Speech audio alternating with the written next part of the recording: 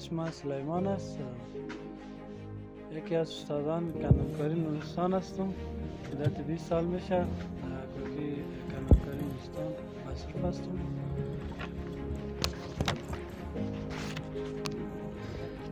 نظر به شرایط فعلی افغانستان، نورستان فیشن برای ما فرصت کاری را در خانه مهیا ساخته که نورستان فیشن سپاسگزاری می‌کنیم.